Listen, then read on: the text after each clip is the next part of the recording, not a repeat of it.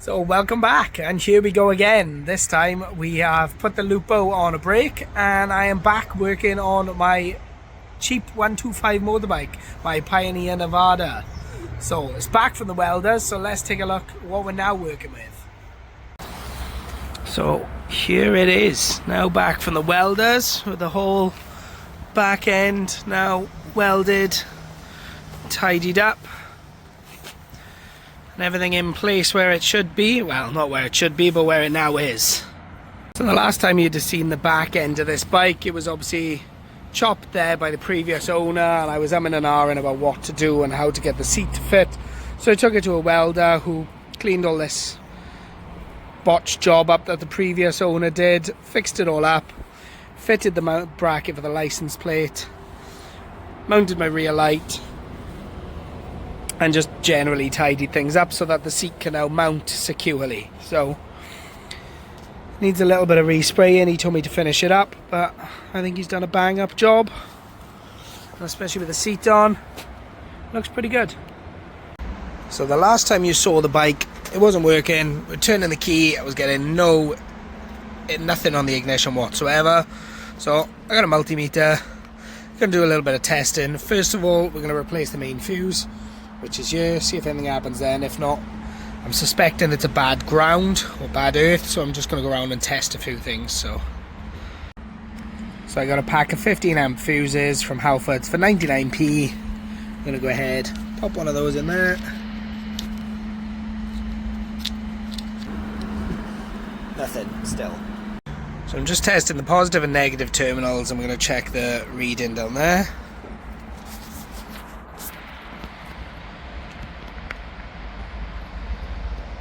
So I haven't got my tripod handy, so I'm struggling to show what I'm doing, but I was testing for grounds. So if I hold the positive end to the positive terminal on the battery, and then just touch different points around the frame and the engine, I'm getting a reading of 12.5, which is what the battery was showing with the positive and negative on there. But when I touch the positive to the battery and then the other to the end of the main fuse, I'm getting nothing. So the power is not getting from there to the main fuse, which means this thing is all messed up somewhere. So that is the starter relay, I believe. So let's take a look into that further. So after a bunch of testing and tapping around with the multimeter, I worked out the problem is actually in the ignition coil, because the grounds all over the bike were testing fine, and I was managed to test, power to the main fuse, to the starter motor and everything. But when I started testing this ignition switch, I was getting nothing. So let me show you what was going on. With the multimeter on continuity, I was trying to test to make sure there wasn't a break in the cable. So I was testing the bottom of each pin here, put it with the positive, and then finding the corresponding solder on the back of the switch. So for example, I got the black one on the left. I would test the bottom of the pin to there, and I would get continuity. I know that the black one connects to the pink one, or should, with the ignition on, but there was no continuity through the ignition. So I actually cheated. I took this to my dad. He took it apart, and the inside was all like rusty and green, so he cleaned it up. So it must have obviously filled with water over the winter while I wasn't doing anything with it. But this is now fixed. So, moment of truth. Did my fix work? Plug this back in.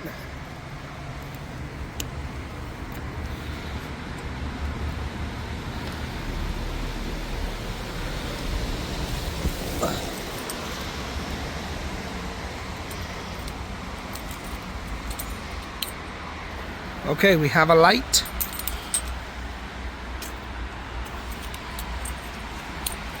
Okay, just to recap, we have power, we have horn, we have rear indicator 1, rear indicator 2, front indicator 1, front indicator 2.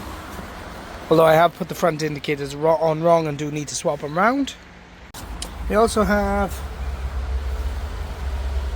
rear brake light, but I will need to make a short extension cable because that is a bit tight. Yeah, and it just comes unplugged when you push on it, so extension cable for the brake light. But that is all the electrics.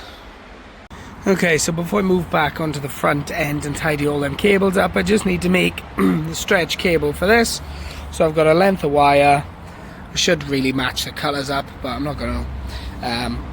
I've got a male end and a female end, so I'm just going to cut this wire into three pieces, wire those into either end to marry up with that one, and then we should be good to go. So let's jump to that. So it took me a minute, but I made the harness, so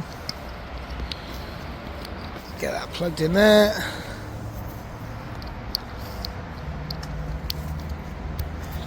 Get that plugged in that side, so now I can set that under there, so when the seat comes on, that doesn't just go ripping off. Okay, so press the brake, light comes on and goes off. Success. Okay, so I'm going to fast forward a little bit here. I have cracked on with the cable management. As you can see, they're all now nicely tucked away inside the front headlight. Going back to under the seat, I've now nicely taped and tied all of those with some help from my father.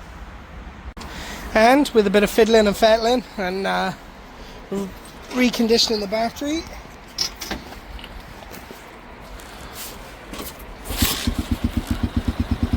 She runs again. Okay, so lots of good progress there. The bike is obviously all welded and put together now. The wires are all taped up and safe. You know, I've got a working speedo. The bike is obviously running again, which is amazing, but before I can actually take it for a bit of a spin, there's a few other bits I need to do, well, obviously because it's not MOT'd, but there's just a few little things I need to do. So I'm going to crack on now and tackle some of the bodywork bits, tidy up some of the body panels and the chain guard and things like that, get them back on, and then we'll start looking at sending this thing off for an MOT. So this is now not something I've ever done before. I'm just totally testing this out. Got a can of aerosol expert gloss black.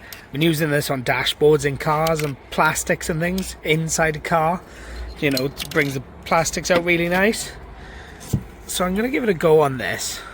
Now, I know I should probably sand this back and prep it and everything, but I'm literally just going to have a go at spraying it and see what happens. Okay, so just going to go ahead and do the other one as well. This one is a lot more scuffed up and scratched up.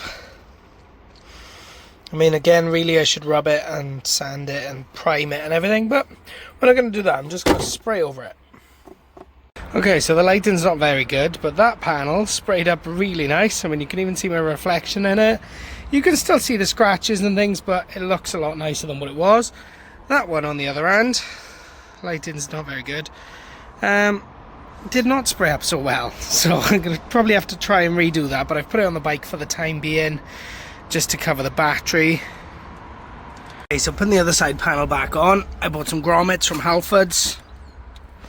6mm and 13mm.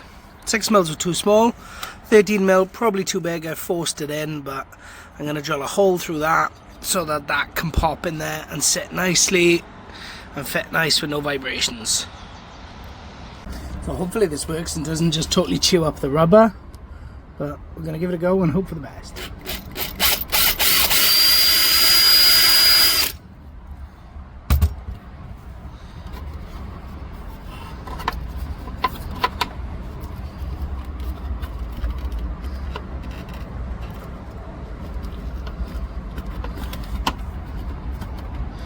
That now fits like a glove. So while I'm in here, I'm going to go ahead and fasten that bolt up now, because I've been to B&Q, finally found the right screws.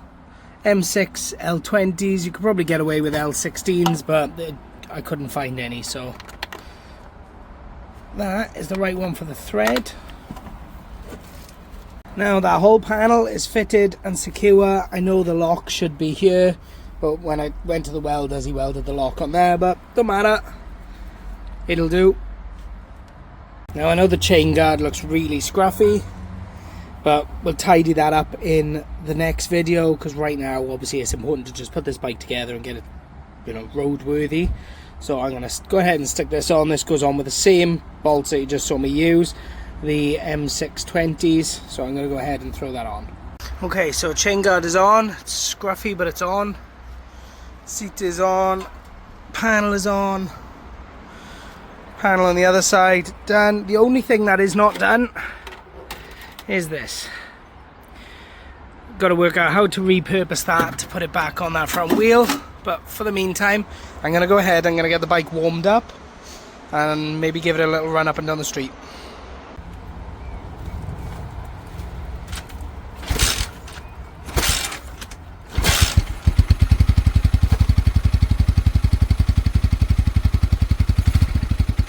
So I have just run it up and down the street, did a little jolly on it. I haven't filmed that because, well, at this present time, I haven't had the license plate, so it hasn't gone for an MOT.